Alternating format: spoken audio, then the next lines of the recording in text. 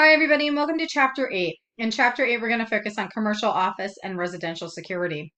Most of the goods that are used by Americans are imported from other countries, and those imports have to come in through our ports of entry. Our ports of entry are huge, and on a daily basis, a massive amount of content of freight comes into the country every day. So security is of utmost importance to make sure that illnesses, bugs, you know, exotic animals, and terrorist activities and materials don't make their way into our ports. So one of the ways we go about this is by having the Container Security Initiative. This was established by Customs and Border Protection in 2002 to protect global trade and border security so that illicit goods don't make their way into the United States through our ports. It's also a way that we keep humans from being smuggled into our ports so that terrorists don't find illegal ways to access our country.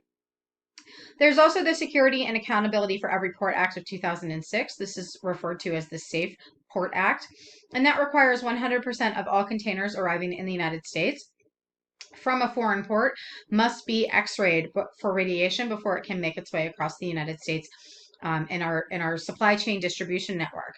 And that way we are making sure that there isn't, essentially a giant bomb in a cargo container being loaded onto an 18-wheeler and making its way across our interstate system. Cargo security is security that is directed at the movement of goods. The goods that are shipped into the ports, and then they are put onto 18-wheeler trucks, and then they're spread out across the United States, which provides plenty of opportunity for theft and damage along the way. There's also technology that we utilize to detect freight threats. The first is going to be a radiation portal, and this is a passive scanning tool that detects radiation in vehicles, containers, and other objects. There's also something called PELON, which is short for Pulsed Elemental Analysis with Neutrons. And this is a device that is used to detect the presence of chemical agents and explosives in containers and vehicles.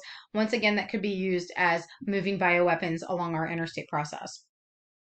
There's optical character recognition, which is cargo security software that records license plate numbers and container identification numbers in order to verify the legitimacy of the freight that's being hauled. So if there's an illegitimate license plate number or cargo number, then it's a red flag that this is not legitimate freight. What's in there? Possibly something threatening, possibly something dangerous.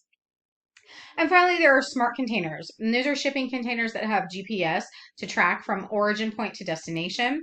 They also utilize something called e-seals to make sure that none of the freight has been opened or tampered with while it's moving from point A to point B, to make sure that nobody puts anything in there that could cause damage or be illegal, and also to make sure that the freight doesn't get stolen or removed along the way. Let's switch gears to residential security. There are numerous security threats to residents, but the most common are fire, natural disaster, and robberies and home invasions. In a given year, there's about 400,000 residential fires. The number of deaths is relatively low given that number. About 3,000 people die every year. Most fires in residential neighborhoods, or excuse me, residential residences, start in the kitchen and are focused around cooking in some capacity. The remainder of residential fires include heating issues or electrical malfunctions. It's important to have fire suppression in the kitchen because that is by a good bit the most likely place where a fire is going to take place. And it's also important to make sure that all the electricity and the electrical wiring throughout a residence is up to code and that it's been done safely and it's functioning properly. Some areas are prone to natural disasters. Certain parts of the United States are more likely to receive hurricanes. Some are more likely to have tornadoes, etc. And in such locales, architecture has to be modified with reinforced materials and make sure that there is an absence of combustible materials so that we don't have random fires break out in the face of natural disasters hitting a home. Burglary, theft, and vandalism are common threats to residential locations. The way to mitigate these threats are going to be through physical manipulations in the environment. Once again, we're getting back to this idea of target hardening. So things like strong lighting, good light locks on doors and windows, secure storage of valuables, don't leave things out in visible sight that are desirable to be stolen. The use of security systems. Smart home technologies are relatively new, but they're proliferating very quickly. Many homes have things like the Ring doorbell that provide real-time surveillance on what's happening in and around your home. Another approach to maintaining residential security is going to be external environmental modifications through CPTED. CPTED is an acronym, CPTED, and what that stands for is crime prevention through environmental design. And that is going to be manipulating your home and the environment around your home to make criminal opportunities less available to people who want to, rob your home, burglarize, invade your home, etc. So a lot of common methods of CPTED are going to be things like building cul-de-sacs in neighborhoods so that there's only one way in and one way out, which makes it very difficult for people to easily flee in and out of the neighborhood. Motion lighting is a big one. Draws people attention to, hey, something out there is moving, and depending on what time it is, or maybe there shouldn't be anything out there moving. It draws your attention. It scares people away. Eliminating shrubs. In the 1980s and before, shrubs in front of the house, tall shrubs, were just a big common part of landscaping, but we've primarily eliminated that through CPTED because they provide great opportunities for people who want to rob the home, invade the home, or burglarize the home. Provides them really good ground cover, provides them places to hide. So that's one way we remove those abilities for them to do that. And introducing things like gated communities. Finally, let's shift to retail loss and security prevention. This is a huge area of employment where security management is concerned. All of the big box retailers like your Walmarts, your Targets, etc., have huge retail loss and security prevention divisions, and there's a lot of jobs there. And their primary focus is to battle shrinkage, and that is going to be the reduction in inventory that is not accounted for through legitimate activities such as the purchase process. So in short, it's, there's goods going out the door, and it's not because people are buying them, it's because people are stealing them in a myriad of forms. So there's a couple of ways that this can happen. And the first is going to be internal employee theft. Internal employee theft can, manifest itself in a multitude of ways. So it can just be stealing cash right out of the register. I mean, that's a really simple old-fashioned one. But they also have more sophisticated mechanisms like price switching, taking an item that maybe costs $300, putting a $20 price tag on it, so that it appears that it is being purchased, it's being rung up at the counter, but it's making its way out the door for notably less than it should be. Manipulating the refund system. So this is sort of like a team theft thing where they'll have people come in that they know that bring in a air quotes refund, and you refund them notably more money than the item is worth, and then you rig the paperwork so that it appears as though the refund was even Steven. There's simple old theft of merchandise for people who work there. And then there's things like failing to record the sales but pocketing the cash. There's also transaction exception reporting systems. This is a loss prevention technique where systems analyze typical transactions in a given day, in a given week, in a given month out of the 12-month year. And then they're going to compare it, let's compare the last 5 Julys to what's happening this July and see if anything in terms of the numbers is out of the ordinary. They can identify transaction patterns that happen year after year after year, and maybe this year those transaction patterns are changing and they have to question why. Is it as a result of internal theft or shrinkage?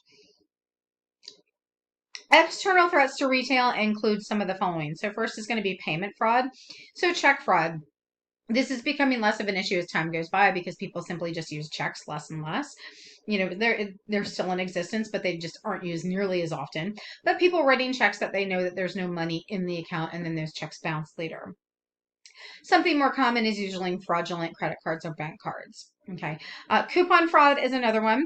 And this is where people redeem cash in lieu of purchases for an item in which a coupon was issued. Refund fraud is also something that is a problem, and that's returning stolen or ineligible items for cash or credit. Of course, there's shoplifting. That's the one I think everybody thinks of when they think about retail security, is people just simply stealing things, right?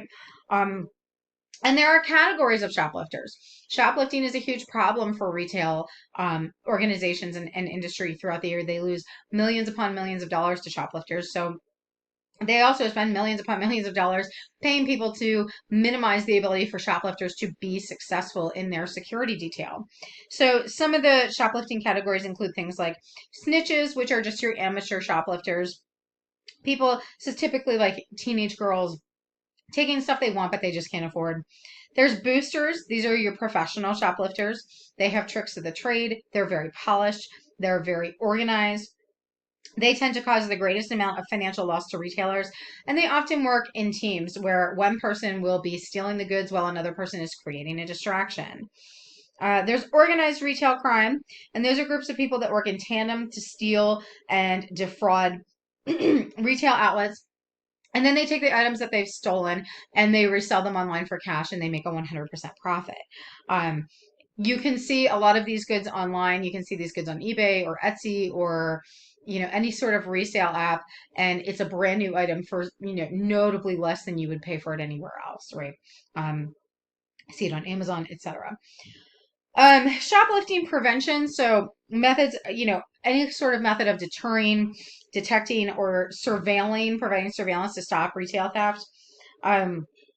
There's a couple of ways of going about this. There's benefit denial. So these are mechanisms to ruin stolen goods so that they have no value after you steal them, so that there's literally no reason to steal it.